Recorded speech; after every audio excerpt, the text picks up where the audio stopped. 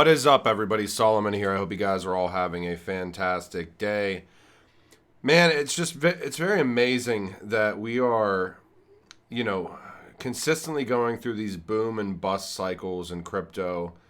And it really seems like, from the United States standpoint and regulation, just kicking the can down the road on a consistent basis. So it's just like the image of this, like the bullshit meter going off. So Biden administration releases roadmap to mitigate cryptocurrency risks. This is essentially that, I guess, roadmap. You would think if they're going to start doing, it's so funny that they say roadmap. This isn't a roadmap. This is basically more, it's like an announcement of an announcement, just more announcements of more research and development or R&D initiatives, which is just crazy. So in a nutshell, here's the administration's roadmap to mitigating cryptocurrencies risks. This talks about 2002 being a tough year for crypto, but as an administration, the focus is continuing to ensure that crypto cannot undermine financial stability, to protect investors, and to hold bad actors accountable. At President Biden's direction, they've spent the past year identifying the risks of cryptocurrencies and acting to mitigate them using the authorities that the executive branch has. First, experts across the administration have laid out the first ever framework for developing digital assets in a safe, responsible way while addressing the risks that they pose. Well, digital assets are already developed. You can look at some of the largest players in this space. What are they talking about? Just another sandbox initiative? To be sure, the technologies powering crypto may offer ways to make payments faster, cheaper, and safer, but this framework identifies clear risks. For example, some crypto entities ignoring applicable financial regulations and basic controls, practices that protect the country's households, businesses, and the economy at large. In addition, crypto platforms and promoters often mislead consumers, have conflicts of interest, fail to make adequate disclosures, or commit outright fraud. And there is poor cybersecurity across the industry that enabled the Democratic People's Republic of Korea to steal over $1 billion to fund its aggressive missile program. Second, agencies are using their authorities to ramp up enforcement where appropriate and issue new guidance where needed. The banking agencies issued joint guidance just this month on the imperative of separating risky digital assets from the banking system. Agencies across governments have launched or are now developing public awareness programs to help consumers understand the risks of buying crypto. We encourage regulators to continue these efforts. But the events of the past year underscore that more is needed. Agencies have now redoubled their efforts to fight fraud, including the proliferation or false or misleading claims about crypto assets being insured by the Federal Depository Insurance Company. And while the United States is already a global leader in fighting money laundering and terrorist financing, enforcement agencies are devoting increased resources to combating illicit activities involving digital assets. In the coming months, the administration will also unveil priorities for digital assets research and development. I mean, what the hell have we been doing for the past handful of years? Why are we now just consistently going into the R&D phase again within the United States? So what have they done for the past year? It sounds like just a lot of rhetoric, and now we're just going into this period. In a couple of months, there's going to be this R&D initiative again. I'm just tired of this shit, to be honest with you. I mean, you look at how far, places like China, Singapore, Japan, certain countries are as far as kind of embracing the innovation and technological kind of onslaught that is coming. And it just really, it's not only is it frustrating, but it's almost a little bit scary that, the U.S. is still in R&D mode, or at least that's the public-facing rhetoric that's being presented to the mass populace, when other countries are actually launching real initiatives. Look at China, how far China is ahead as far as launching out central bank digital currency aspects. And this goes into, it says Congress, too, needs to step up its efforts. And this is scary as shit to me. For example, Congress should expand regulators' powers to prevent misuses of customers' assets, which hurt investors and distort prices. So this is all being phrased under the purview of, protecting the consumer, protecting the everyman and every woman out there that is investing or wanting to invest in these assets. But anytime you hear things like expanding powers, for me, that's a gigantic red flag. How about instead of more R&D initiatives, you come up with a fucking framework that works in this space and really focus on the basis of that framework, allowing innovation to flourish, not suing companies like Ripple that have tried to work hand in hand with regulators for years while being transparent.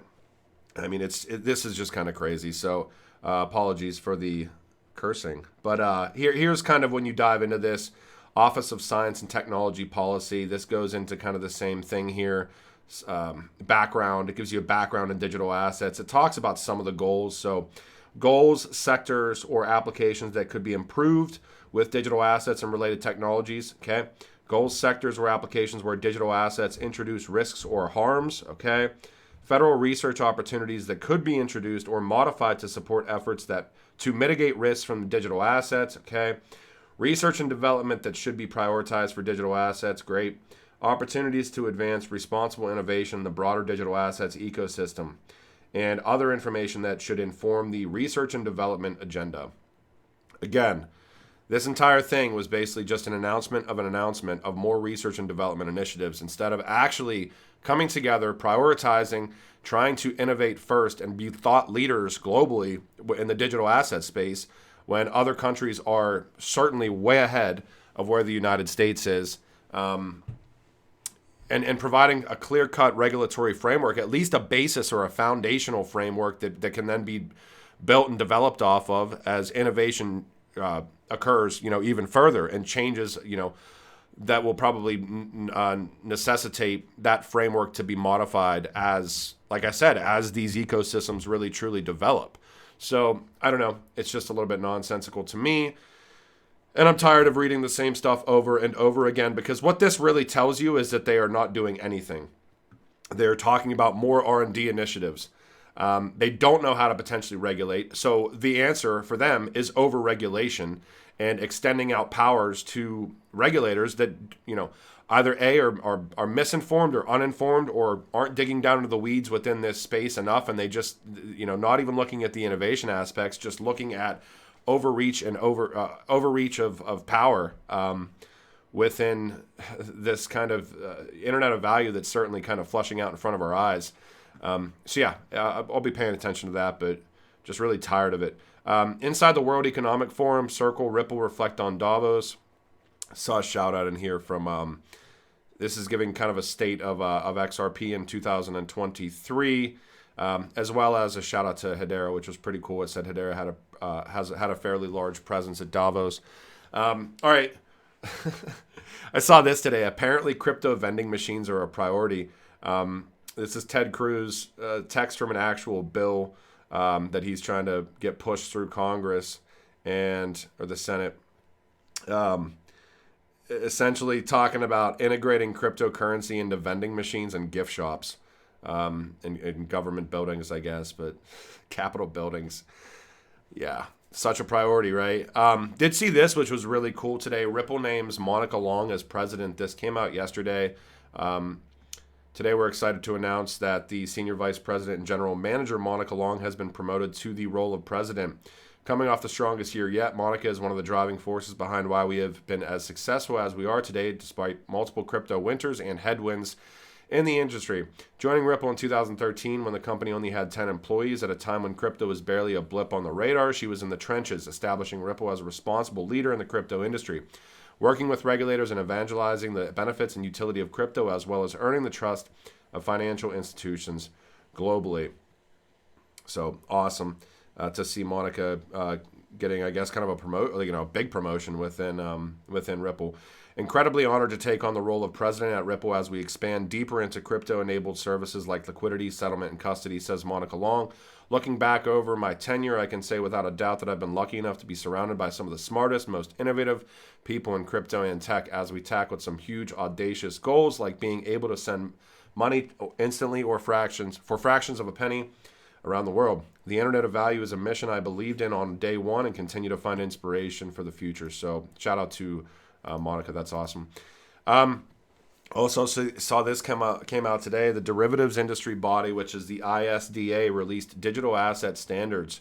This is the International Swaps and Derivatives Association, publishing standard definitions for digital asset derivatives, also releasing one of two white papers on what happens in the event of bankruptcy. Now, what I find very interesting in this is if you're paying attention to what Swift dealing in non-deliverable forwards as far as crypto is concerned, the Swift network, certainly in their standards released for 2022 and 2023, you can see right here the ISDA digital asset derivatives definitions are designed for use by participants in privately negotiated transactions to document non-deliverable digital asset forwards and options referencing Bitcoin or Ethereum. And you can see the white paper here, Navigating Bankruptcy in Digital Asset Markets. This is about netting and collateral enforceability, but that's super dry. I won't get into the weeds within that. On top of all this, Project Rosalind Phase 2 tech sprint occurring through the Bank for International Settlements. I believe Bank of England tied in with this as well. Call for papers for kind of the Phase 2 within this. Non-exhaustive list of consumer domains and features. Consumer domains from an individual standpoint regarding payments.